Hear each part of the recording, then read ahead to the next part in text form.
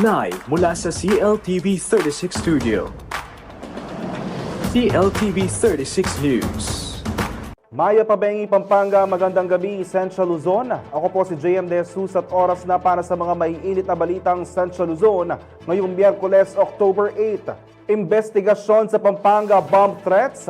Dapat may due process at respeto sa karapatang pantao ayon sa rights group. Freeport area of Bataan, 100% renewable energy powered na. Mga programa ng pamahalaan nakatulong maibsan ang epekto ng inflation ayon sa DA. Pampanga Community College itatayo para sa qualified senior high school learners at out-of-school youth. At alamin ang new ride in town, meet the stylish and smart Mitsubishi X-Force. Nagpahayag na matinding pagkabahala ang rights group na Karapatan Central Luzon sa sunod-sunod na bomb threats na natanggap ng ilang mga paaralan sa Pampanga nitong Lunes, October 6. Ayon sa grupo, bagamat kinikilala nilang mabilis sa tugon ng mga otoridad, hindi dapat isakripisyo ng mga karapatang sibil sa ngalan ng seguridad. Git nila, dapat isagawang investigasyon ng may transparency, due process at paggalang sa karapatang pantao. Pinuna rin ng grupo ang umunoy paggamit ng Anti-Terrorism Act sa insidente na tinawag nilang mapanganib at labis. Sa halip, iminungkahin nilang gamitin ng Presidential Decree No. 1727 na may kaukulang parusa sa maling bomb threats upang maiwasan ang posibleng pang-abuso.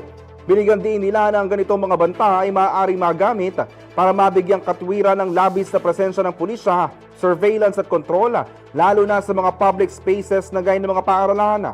Nanawagan ng Karapatan Central Luzon ng masusing evidence-based at rights-compliant na investigasyon at hinikayat ng mga otoridad na protektahan ang mga estudyante, guro at sibilyan laban sa red tagging at harassment. Ongoing ang community education program ng Commission on Filipinos Overseas sa Pampanga at Zambales. Layon nitong palawakin ng kaalaman ng mga lokal na pamahalaan tungkol sa migration at palakasin laban kontra human trafficking. Narito ang report. Bilang bahagi ng advokasya ng Commission on Filipinos Overseas sa Diaspora Engagement o ang pagpapatibay ng ugnayan sa mga Pilipino sa ibayong dagat, isinasagawa ngayon ng ahensya ang Community Education Program o CEP sa mga lalawigan ng Pampanga at Zambales. Ayon kay CFO Secretary Dante Klink-Ang II, nakikipag-ugnayan sila sa mga LGU upang mapalakas ang kapasidad nila sa pagtugon sa mga usaping may kaugnayan sa migration at human trafficking.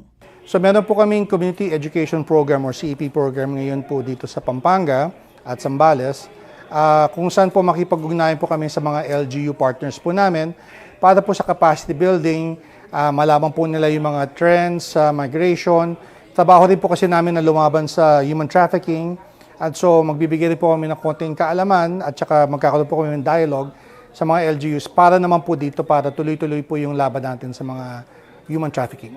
Dagdag pa niya, mahalagang kilalanin hindi lamang ang mga overseas Filipino workers kundi pati na rin ang mga permanent migrant na patuloy na nagbibigay ambag sa bansa. Na habang pinapasalamatan natin yung OFWs, pasalamatan din po natin yung mga permanent and long-term migrants na siya rin po talagang tuloy-tuloy din po ang tulong at pagmamahal nila sa Pilipinas. Bukod sa CEP, magtatayo rin ang CFO ng Help Desk sa Clark International Airport upang mas mapadali ang mga serbisyo at impormasyong para sa mga Pilipinong bumabiyahe papunta o pabalik ng bansa. Hinimok din ng kalihim ang mga kababayan sa ibang bansa na makipag-ugnayan sa kanilang website na www.cfo.gov.ph para sa mga katanungan o karagdagang impormasyon. Maraming salamat po sa tulong ninyong tuloy-tuloy na binibigay sa Pilipinas. Kung gusto niyo pong makipag-ugnayan pa sa mga kababayan po natin dito sa atin for investment, for trading, for tourism, at kung gusto niyo cultural immersion, para sa mga anak niyo po, please visit our website po, www.cfo.gov.ph. Kasama si Azel Fernando, Ashley Punzalan, CLTV 36 News. Dalawang alkalde mula Pampanga ang kabilang sa mga tumanggap ng membership mula sa grupong Mayors for Good Governance o M4GG. Sila ay sina Arayat Mayor Jeffrey Loriz at Florida Blanca Mayor Michael Galang na parehong pumasa sa screening ng organisasyon. Ayon sa M4GG, nasa 74 na mayor mula sa iba't ibang panig ng bansa at opisyal na tinanggap sa second batch bilang mga kasapi. Magkakaroon muna sila ng observer status bago maging full member matapos dumalo sa 3 opisyal ng aktibidad ng grupo. Sa ngayon, nasa mahigit 100 na ang miyembro ng samahan na nagsusulong ng tapat, transparent at dekalidad na pamamahala, kung saan 16 dito ay mula sa Central Luzon. Ang M4GG ay isang samahan ng mga local leaders sa Pilipinas laban sa korupsyon. Itinuturing na lead conveners ito sina Baguio City Mayor Benji Maganong, Pasig City Mayor Vico Soto, Quezon City Mayor Joy Belmonte at Isabela City Basilan Mayor City Hataman. Ganap ng isinusulong ng Freeport Area of Bataan ang renewable energy bilang tugon sa lumalalang isyu sa klima. Gamit ang kombinasyon ng solar at geothermal power, nabibigyan ng malinis at tuloy-tuloy na kuryente ang kanilang main zone, habang patuloy din ang operasyon ng mga negosyo nang hindi sinasakripisyo ang kalikasan. Alamin ang buo-kabuuan ng report kay Raymond Tasoy. Isang malaking hakbang tungo sa clean energy ang naisakatuparan sa lalawigan ng Bataan.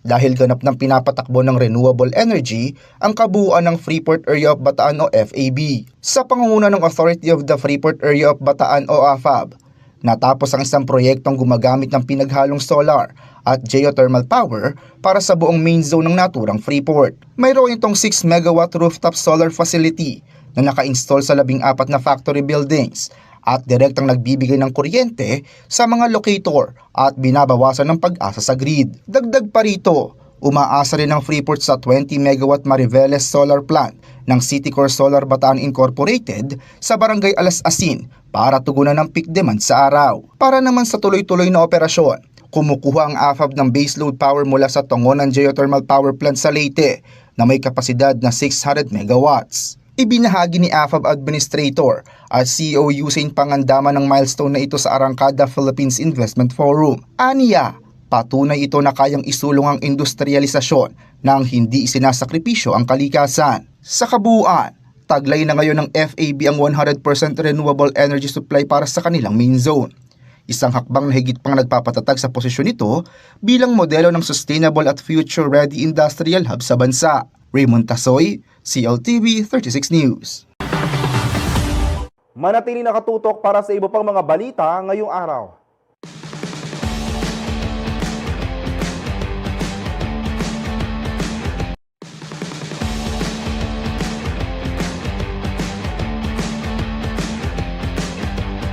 Nagbabalik ang CLTV 36 News. Naibsan raw ang epekto ng tumaas na inflation rate nitong Setyembre sa mga pinakamahihirap na mga pamilyang Pilipino, bunga ng mga programang ipinatupad ng pamahalaan. Naritong report. Nakatulong raw ang iba't ibang programang ipinapatupad ng gobyerno upang maibsan ang epekto ng inflation sa mga pinakamahihirap na pamilyang Pilipino. Sa inilabas sa datos ng Philippine Statistics Authority o PSA, nanatili sa negative 0.2% ang deflation o pagbaba ng presyo ng mga bilihin para sa bottom 30% income households itong Setyembre. Bahagya itong mas mababa kumpara sa negative 0.6% noong Agosto. Habang umangat naman sa 1.7% ang headline inflation mula sa 1.5% noong Agosto. Pangunahing sanhi nito ang kakulangan sa supply ng pagkain dahil sa mga pag-ulan. Mula 10% noong Hulyo, sumiri sa 19.4% ang food inflation nitong Setyembre dahil sa mataas sa presyo ng gulay. Ayon kay Department of Agriculture o DA Secretary Francisco Chu Laurel, maganda ang naging bunga ng government measures sa pag-stabilize ng presyo ng bigas, asukal at mais. Nakapag-angkat rin daw ng mga gulay at isda, gaya ng sibuyas, carrots at broccoli upang dagdagan ang supply at maibsan ang epekto ng mga nagdaang bagyo. Samantala, nanatiling mababa ang presyo ng bigas na may negative 16.9% inflation nitong Setyembre kumpara sa 17% noong Agosto. Kaya naman patuloy pa rin umano ang pagpapatupad ng maximum suggested retail price sa halagang 43 pesos per kilo para sa imported broken rice sa kabila ng pansamantalang suspensyon ng importasyon ng bigas hanggang sa katapusan ng taon. Tiniyak naman ng DA na magpapatuloy ang programa ng Benteng Bigas Meron Na o BBM upang matiyak ang supply ng murang bigas lalong-lalo na sa mga lugar na tinamaan ng kalamidad. Ako si Jody Dizon Mercado para sa CLTV 36 News. Mas positibong larawan ng labor force ang ipinakita ng August 2025 Labor Force Survey ng Philippine Statistics Authority matapos bumaba sa 3.9% ang unemployment rate. Tumaas din ang bilang ng mga Pilipinong may trabaho sa mahigit 50 million. Kasabay na mas mataas na labor force participation at paglakas ng services sector. May balita si Raymond Tasoy. Patuloy ang pagbuti ng lagay ng trabaho sa bansa matapos iulat ng Philippine Statistics Authority o PSA na bumaba sa 3.9% ang unemployment rate nitong Agosto. Batay sa August 2025 Labor Force Survey na inilabas ng PSA ngayong Miyerkules, October 8, umabot sa 96.1% o mahigit 50 milyong Pilipino ang may trabaho. Mas mataas ito kumpara sa 96% o 49.15 milyon noong August 2024. Tumaas din ang labor force participation rate sa 65.1%, nakatumbas ng 52.13 milyong Pilipino na kabilang sa puwersa ng paggawa. Ibig sabihin, mas marami ang Pilipino ang lumahok sa sektor ng paggawa at mas marami ang nabigyan ng trabaho, kasabay ng unti-unting pagbangon ng ekonomiya at mas aktibong services at construction sectors. Pinakamalaki pa rin ang ambag ng services sector na may 61.5% share. Sinundan ito ng agriculture na nasa 20.4% at industry sector na may 18.1%. Sa mga subsector, nanguna ang wholesale at retail trade, agriculture and forestry at construction sa may pinakamaraming manggagawa. Samantala, bumaba naman ang bilang ng mga unemployed o walang trabaho sa 3.9% o 2.03 milyon mula sa 2.07 milyon noong nakaraang taon. Bumaba rin ang underemployment rate sa 10.7% mula sa 11.2% noong August 2024. Katumbas ito ng 5.38 milyong manggagawa na naghahangad ng karagdagang oras o trabaho. Karamihan sa mga empleyado ay wage salary workers na nasa 64.4%, kung saan 78% ay nasa mga pribadong sektor at 14.1% sa gobyerno. Para sa mga kabataang Pilipino na 15 to 24 years old, bahagyang tumaas ang employment rate sa 88.3%. Gayunman, nananatili pa ring hamon ng 11.5% na underemployment rate sa kanilang hanay. Samantala, bagamat positibo ang resulta ng survey, hindi pa rin inaalis ng PSA ang posibleng pagbabago para sa buwan ng Setyembre. May risk tayo sa September dahil marami na namang bagyo, ano? So yun yung isa. While there is a substantial portion of our labor market na kumbaga parang protected sila sa mga ganitong sakuna, pero mayroon tayong portion talaga, particularly sa agri, yung retail sale component. Malaki kasi itong retail sale, so may component tayo dyan na medyo they are may dependency sa weather conditions.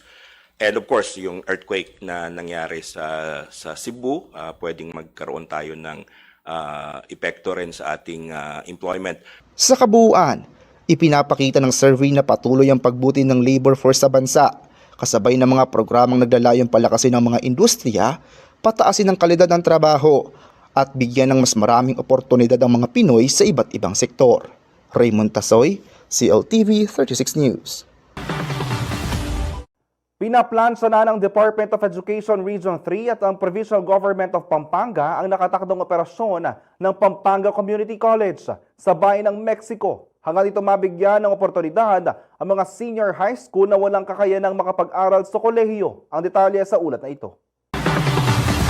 Nagpulong ang Department of Education Region 3 o DepEd Region 3 at ang pamahalaang panlalawigan ng Pampanga para sa planong pagtatayo ng Pampanga Community College. Ginanap ito sa Bren Z. Giao Convention Center nitong Martes, October 7. Tinalakay sa pulong ang pag-aalok ng TESDA-aligned Technical Vocational Education at Training Programs. Kasama rin dito ang competency-based training para sa senior high school learners, alternative learning system students, out-of-school youth at mga walang trabaho. Kukuha rin ng Pampanga Community College ang TESDA accreditation at program registration para sa bawat kurso upang matiyak na makakatanggap ng National Certificate o TESDA-approved diploma ang mga graduates. Magsasanib ang Schools Division Office ng Pampanga at mga barangay captains sa pagtukoy at mobilisasyon ng mga kwalipikadong estudyante. Maghahanap naman ng industry linkages ang Pampanga LGU para sa internship at employment placements ng mga mag-aaral. Tanging TESDA-certified trainers at kwalipikadong instructors lamang ang maangasiwa sa pagsasanay upang masiguro na akma ito sa pangangailangan ng iba't ibang industriya. Inaasahang ilunsad ang kolehiyo sa darating na Nobyembre sa dating San Roque Rehabilitation Center sa bayan ng Mexico. Plano rin itong palawigin sa iba't ibang bahagi ng lalawigan. Nauna nang napag-usapan ang inisyatibang ito ng DepEd at Kapitolyo kasama ang TESDA at Commission on Higher Education itong Setyembre. Sinundan ito ng stakeholders meeting kung saan sinuri ng DepEd engineers ang lugar para sa mga kakailanganing pagsasaayos at pagkukumpuni. Layunin ng itatayong Pampanga Community College na tugunan ang lumalaking bilang ng mga senior high school learners na hindi makapagpatuloy ng pag-aaral dahil sa limitadong oportunidad. Ako si Jody Dizon Mercado para sa CLTV 36 News.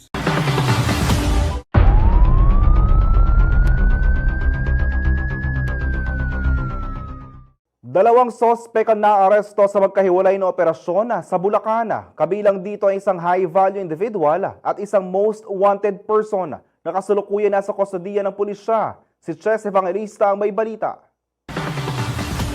Patuloy ang pagbuti ng lagay ng trabaho sa bansa matapos iulat ng Philippine Statistics Authority o PSA na bumaba sa 3.9% ang unemployment rate nitong Agosto. Batay sa August 2025 Labor Force Survey na inilabas ng PSA ngayong Miyerkules, October 8, umabot sa 96.1% o mahigit 50 milyong Pilipino ang may trabaho. Mas mataas ito kumpara sa 96% o 49.15 milyon noong August 2024. Tumaas din ang labor force participation rate sa 65.1%, nakatumbas ng 52.13 milyong Pilipino na kabilang sa puwersa ng paggawa. Ibig sabihin, mas marami ang Pilipino ang lumahok sa sektor ng paggawa at mas marami ang nabigyan ng trabaho, kasabay ng unti-unting pagbangon ng ekonomiya at mas aktibong services at construction sectors. Pinakamalaki pa rin ang ambag ng services sector na may 61.5% share. Sinundan ito ng agriculture na nasa 20.4% at industry sector na may 18.1%. Sa mga subsector, nanguna ang wholesale at retail trade, agriculture and forestry at construction sa may pinakamaraming manggagawa. Samantala, bumaba naman ang bilang ng mga unemployed o walang trabaho sa 3.9% o 2.03 milyon mula sa 2.07 milyon noong nakaraang taon. Bumaba rin ang underemployment rate sa 10.7% mula sa 11.2% noong August 2024. Katumbas ito ng 5.38 milyong manggagawa na naghahangad ng karagdagang oras o trabaho. Karamihan sa mga empleyado ay wage salary workers na nasa 64.4%, kung saan 78% ay nasa mga pribadong sektor at 14.1% sa gobyerno. Para sa mga kabataang Pilipino na 15 to 24 years old, bahagyang tumaas ang employment rate sa 88.3%. Gayunman, nananatili pa ring hamon ng 11.5% na underemployment rate sa kanilang hanay. Samantala, bagamat positibo ang resulta ng survey, hindi pa rin inaalis ng PSA ang posibleng pagbabago para sa buwan ng Setyembre. May risk tayo sa September dahil marami na namang bagyo, ano? So yun yung isa. While there is a substantial portion of our labor market na ano naman, kumbaga parang protected sila sa mga ganitong sakuna, pero mayroon tayong portion talaga, particularly sa agri, yung retail sale component. Malaki kasi itong retail sale, so may component tayo dyan na medyo they are may dependency sa weather conditions. And of course, yung earthquake na nangyari sa Cebu, pwedeng magkaroon tayo ng epekto rin sa ating employment. Sa kabuuan, ipinapakita ng survey na patuloy ang pagbuti ng labor force sa bansa, kasabay ng mga programang naglalayong palakasin ng mga industriya, pataasin ang kalidad ng trabaho, at bigyan ng mas maraming oportunidad ang mga Pinoy sa iba't ibang sektor. Raymond Tasoy, CLTV 36 News.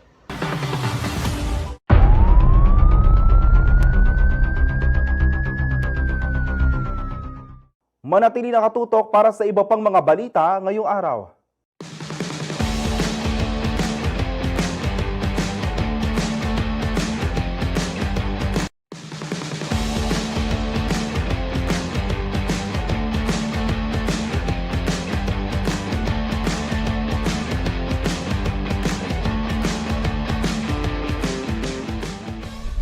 Nagbabalik ang CLTV 36 News. Iniutos ng pamunuan ng DOTR na madaliin ang pagtatayo ng relocation sites ng mga residenteng apektado ng North-South Commuter Railway Extension Project para agad silang makalipat. Ang kabuuang detalye sa report ni Jody Mercado. Bibisitahin ng Department of Transportation o DOTR ang relocation site para sa mga residenteng naapektuhan ng North-South Commuter Railway o NSCR Extension Project sa Angeles City, Pampanga. Kasama sa inspection ng site na matatagpuan sa barangay Sapangbato ang mga opisyal ng kagawaran. Alinsunod ito sa ata si DOTR Secretary Giovanni Lopez na madaliin ang konstruksyon ng nasabing mga infrastruktura, batay na rin sa direktiba ni Pangulong Ferdinand Marcos Jr. na agarang nalipat ang mga pamilyang apektado ng proyekto. Nauna nang sinuri ni DOTR Assistant Secretary for Right of Way and Site Acquisition IC Calaguas ang 82 3-story building sa ilalim ng Social Housing Finance Corporation sa Naik, Cavite. Target matapos ang 12 gusali sa Disyembre na paglilipatan ng humigit kumulang 350 pamilya. Tiniyak ng opisyal na kumpleto sa pasilidad ang mga relocation sites. May paaralan, daycare centers, rural health units at covered courts. Ayon sa kagawaran, nagiging matagumpay ang programa dahil sa pagtutulungan ng LGU at DOTR. Ako si Jody Dizon Mercado para sa CLTV 36 News. Good news! Aprobado na ang pagre-release ng 2023 performance-based bonus ng mga guro at non-teaching personnel ng Department of Education. Target itong ipamahagi bago matapos ang taon. Narito ang report ni Jody Mercado. Inanunsyo ng Department of Education o DepEd at ng Department of Budget and Management o DBM na nakalakda ng makuha ng kwalipikadong pampublikong mga guro at non-teaching personnel ang kanilang performance-based bonus o PBB para sa taong 2023. Ayon kay DepEd Secretary Sani Angara, naisa katuparan ito dahil sa pagsisikap ng DBM at ng Interagency Task Force na namumuno sa pagmonitor at pagtataya ng performance sa mga ahensya ng pamahalaan. Paliwanag ng DBM na aprubahan ang pag-release ng bonus matapos makakuha ang DepEd ng 80 puntos sa assessment sa eligibility criteria na nagbigay daan upang makamit nila ang pinakamataas na PBB rate. Nangangahulugan ng rating na ito ng 52% ng buwanang sahod ng kwalipikadong kawani na mas mataas sa 48.75% noong 2022 at 45.5% noong 2021. Tiniyak ng DBM na makikipag-ugnayan sila sa DepEd para sa paglalabas ng Special Allotment Release Order o SARO at Notice of Cash Allocation para sa disbursement ng bonus. Agad din itong ipapaalam sa mga regional at division offices sa oras na handa nang i-release ang pondo. Nauna nang inanunsyo ng DepEd na target nilang ipamahagi ang 2023 PBB bago matapos ang taon. Ako si Jody Dizon Mercado para sa CLTV 36 News. Samantala, sa patuloy na paglago ng ekonomiya ng Clark, isang malaking expo ang inilulunsad ng City Clark Production upang itampok ang mga oportunidad sa real estate at hikayatin ng mga Pinoy na mamuhunan sa sariling tahanan. Kung interesado ka mag-invest, alamin ang kabuuang detalye sa report ni Acel Fernando. Patuloy na kinikilala ang Clark bilang bagong economic hub ng Central Luzon. Kaya naman, sa nalalapit na Real Estate Construct and Furnishing Expo 2025, higit pang palalakasin ang posisyon ng rehiyon bilang sentro ng property development sa bansa. Sa media launch ng Expo nitong Martes, October 7, binigyang diin ng organizer na City Clark Production o CCP na layon ng Expo na gabayan ang mga mamimili, negosyante at mga empleyado sa pagdedesisyon pagdating sa property investment at home building. Ayon kay CCP Marketing Director Krisha Tranquilino, isa sa mga layunin nito ang matulungan ang lumalaking workforce sa Clark na magkaroon ng sariling bahay sa mismong lugar kung saan sila nagtatrabaho. When we hatched this event, our intention really was when we take a look at the Clark workforce, we wanted to see ano pa yung kulang because they have employment opportunities from various sectors, pero marami pa rin yung nagre-rent even though matagal na silang nag-work sa Clark. Ibinahagi rin ni CCP Production Director Roderick Salunga na nakatutok din ang programa sa pagsuporta sa mga kabataang negosyante. This event is to support and help the young entrepreneur and business owner here in Pampanga and also outside Pampanga to showcase their products. Dagdag pa ni Tranquilino, marami sa mga empleyado sa Clark ay galing pa sa iba't ibang lalawigan gaya ng Nueva Ecija, Baguio at maging Visayas at Mindanao. Hangad ng Expo na hikayatin silang magtayo ng sariling tahanan dito sa Pampanga. We hope to make Clark, Pampanga, the Metro Clark area, the home of the workforce as well. Katuwang ng Expo ang Pag-ibig Fund at ilang bangko para ipaliwanag ang mga options sa housing loans at financing. We're very blessed po to have Pag-ibig as our partner to explain to us how to also empower the HR managers so that they can cascade the information to their co-workers kung paano gawin. Tiniyak din ng organizer na bukas ito sa lahat, mula sa mga estudyante hanggang professionals, upang mas mapadali ang access sa impormasyon sa pabahay. I think this is our noble task that we would really want everybody na hindi mo man siya afford ngayon, there are many ways for you to finally own your own home. Inaasahang dadalo ang mga developer, interior designer at real estate experts sa 2 araw na Real Estate Construct and Furnishing Expo 2025 na magaganap sa SMX Convention Center Clark sa darating na November 22 hanggang 23. Basta ang goal po natin dito is ma-highlight po ang ating workforce. That's why po it's free. Highlight po, free entrance po siya. And also, it's on a weekend. We took the leap po to make it free entrance po. Again, as easy as possible. So please we're inviting the members of the workforce, the real estate management students, developers as well, architects, the members of the United Architects, ating mga engineers, plumbers, meron din tayong mga specialty plumbers, to join us in this event para magkaroon tayo ng conversation. Acel Fernando, CLTV 36 News. Handa nang magpasiklaban sa entablado ang 8 kabataang AITA mula sa Pangbato Angeles City para sa Laguning AITA 2025. Isa ito patimpala kung saan bidang ganda, talento at mayamang kultura ng mga katutubo ng lungsod. Bago ito, dumaan muna sa Cultural Preparation Day ang mga kandidata, kabilang ang isang photoshoot at dance practice.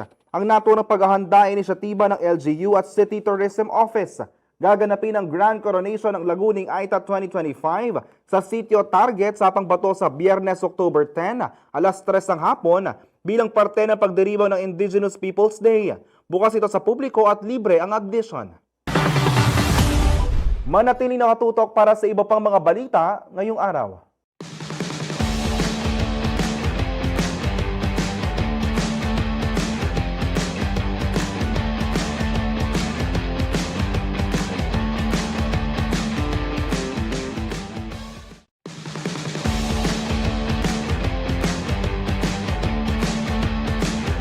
Nagbabalik ang CLTV 36 News. Alamin natin lagay ng panahon sa report na ito.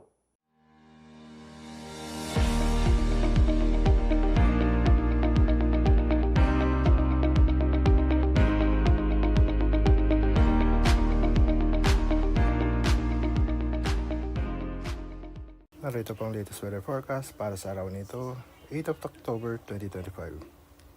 Yung tropical depression po na nasa labas ng ating PAR ay ganap na pong naging isang tropical storm. Sinakri po ay matatagpuan sa layong 1,745 kilometers east of extreme northern zone. Sa akin po wala pa po epekto ito sa ating bansa at hindi rin po natin ito ina-expect na makaka-apekto sa ating bansa. Bahagya lamang po itong papasok sa PAR at lalabas din sa mga susunod na araw. Sa ngayon po, ITCZ pa rin po nakapekto sa Visayas, Mindanao at Palawan. Maulap na papawari na may mga kalat-kalat na pagulan at thunderstorms na maaari po magdulot ng flash floods at landslides. Kaya pinag-iingat po natin ang ating mga kababayan sa mga nabanggit na lugar. Samantala po, shear line naman po nakapekto sa Metro Manila, Central Luzon, Mainland Cagayan, Isabela, Quirino, Rizal at Quezon. Maulap na papawarin pa rin po na may mga kalat-kalat na pag-ulan at mga isolated thunderstorms na maaaring maranasan. Possible din po ang mga flash floods at landslides. Samantala po sa Batanes, Ilocos Norte, Apayao at Babuyan Islands. Magiging bahagyang maulap hanggang sa maulap na papawarin na may mga isolated light rains. Dulot naman po yan ng northeasterly wind flow. Sa nalalabing bahagi naman po ng Luzon, generally fair weather po tayo na may mga kalat-kalat lang po isolated rain showers at thunderstorms sa buong maghapon. At yan po muna ang latest dito sa Clark Station. JD Alahar po. At magandang gabi.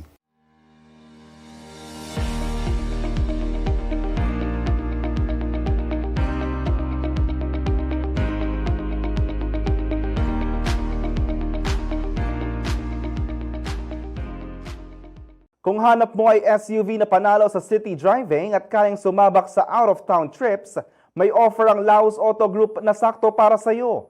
Meet the Mitsubishi X-Force, ang compact SUV na may angas sa looks, lakas sa performance at smart features. Hindi lang ito pang porma kundi praktikal na sasakyan para sa araw-araw na biyahe. Let's find out kung pasado nga ba sa X-Factor ang Mitsubishi X-Force.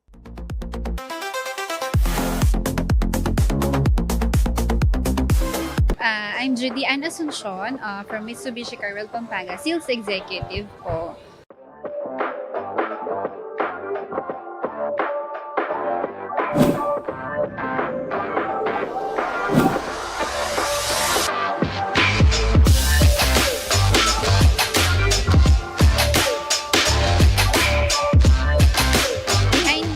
The new Mitsubishi X-Force, as in new, bago siyang labas, bago lahat, features, mukha din niya. Yung variant nito, ma'am, is dalawa siya. Meron siyang GLS, which is the base model, and GT, which is the top of the line.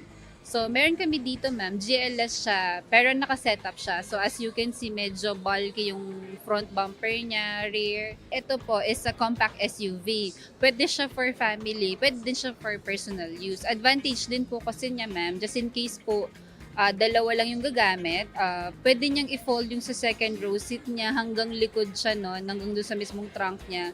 Full flat siya. Pwede siyang lagyanan ng mga gamit. Pwede din siya for traveling. Actually, yung X-Force po natin, ma'am, meron siyang for, actually madami siyang bagong features ngayon. Isa po doon yung mismong for drive mode niya. Pwede siya sa wet, sa gravel, sa mud, and sa normal drive mode po. And also, meron din po siyang additional features na Yamaha speaker. So, kung we're into music po na gusto natin yung magagandang music, yung bass, lahat, meron siya, ma'am, built-in Yamaha speaker siya for both variants po. Tapos, meron din siyang automatic tailgate. For safety features naman po, meron siyang blind spot warning, forward collision mitigation.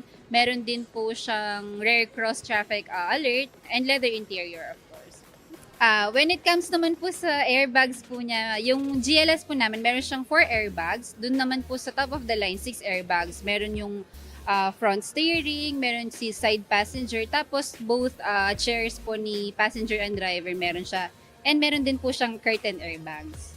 Yung engine po nito, same nung engine ng expander namin. 1.5 liter engine po.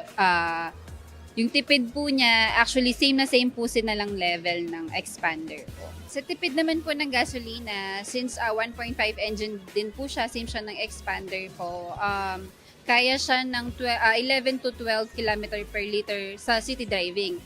Sa ano naman po, sa long drive, kaya siya hanggang 18 km per liter. So, ganun po siya katipid. Sa technology naman po, ang bago ni X-Force po is yung 12.3-inch display, which is yung pinakamalaking naming touchscreen monitor dito sa Mitsubishi. Yun ma'am, meron yung kasamang TPMS, which is yung dati wala na pong mga TPMS yung ibang units namin.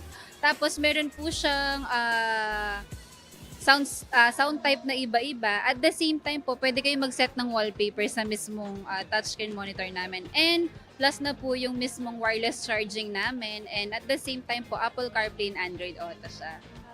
Bali yung price po namin ma'am sa dalawang variant, yung GLS po 1.367 po plus less, may discount po siya na 150,000 maximum po. Tapos dun naman sa top of the line po is meron siyang price na 1.582 less 130 discount. Tapos po yung promo po pala namin for in-house, meron siyang zero down. Piso down actually. Piso down, tapos you can drive again your car po without any cash out po. Mayroon naman tayong two options ma'am sa monthly. Pwede tayo mag-in-house financing, which is yung promo namin na zero down. Tapos yung monthly dito pa rin siya nun, or dun sa exclusive banks namin, or sa Laos Auto Finance. Pag naman po yung isang option natin ma'am, pwede siya mag-direct sa bangko niya. Gagamitin lang niya yung less discount na 150,000. Dun sa promo po namin na piso down, meron siyang free 1-year insurance, 3 years LTO, chattel mortgage, plus yung tint, floor mats, seat cover, yung tools, 10 liters fuel, meron din po siyang periodic maintenance labor. And meron po kaming promo na 32,500 worth of Laos Group Care. Ini-invite ko po kayo na mag-visit sa dealership po namin, which is Mitsubishi Car World Pampanga. And you can check all our units po.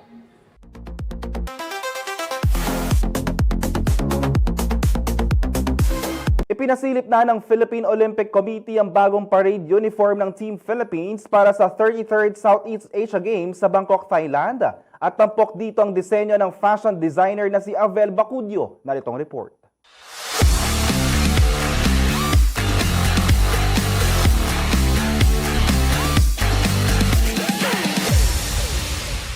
Ipinakita na ng Philippine Olympic Committee sa publiko ang official parade uniform na susuotin ng mga delegado ng Pilipinas para sa 33rd Southeast Asian Games na gaganapin sa Bangkok, Thailand sa December 9.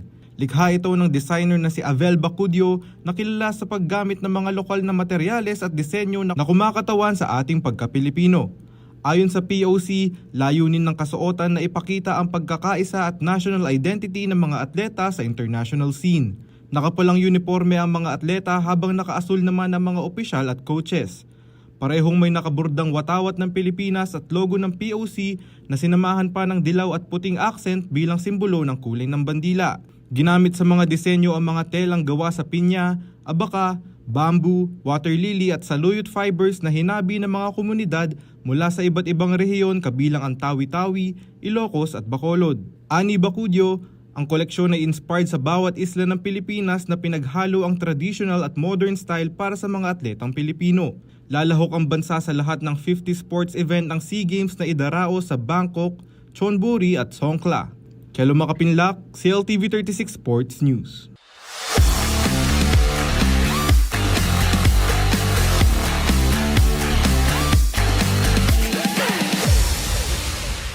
Kabalen, i-ready na inyong mga sarili para sa kakaibang cinematic experience dahil nandito na sa Pampangan Japanese Film Festival 2025. Pero ang mas exciting news, libre itong mapapanood simula October 18 to 26 sa SM City Clark. Alamin ang buong lineup sa entertainment news ni Danny Cagino.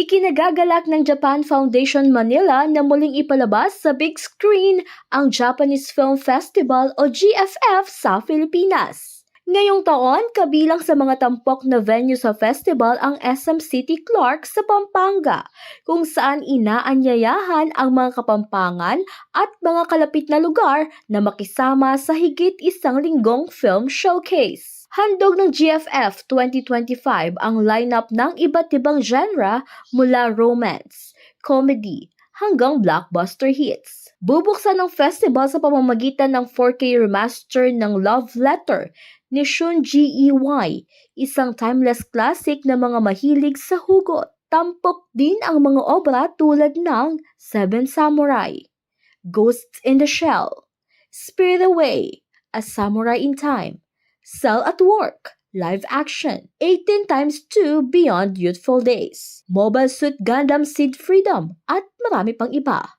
And the most exciting part? Lahat ng ito mapapanood ng libre. Matapos ang red carpet opening sa Shangri-La Plaza noong September 8, nasa Pampanga na ngayon ng JFF. Susunod itong mapapanood sa UFI Film Institute at magtatapos sa SM City, Manila. Pero hindi lang sa mga sinihan dadalhin ng festival dahil palalawakin pa ito sa pamamagitan ng special screening sa mga universidad sa Visayas at Mindanao simula sa November. Sa mga interesadong manood kasamang inyong pamilya o barkada, maaaring bisitahin ang official website ng Japanese Film Festival 2025 para sa full schedule, tickets at iba pang detalye. At yan po ang ating entertainment news. Ako po si Danica Gino para sa CLTV 36 News.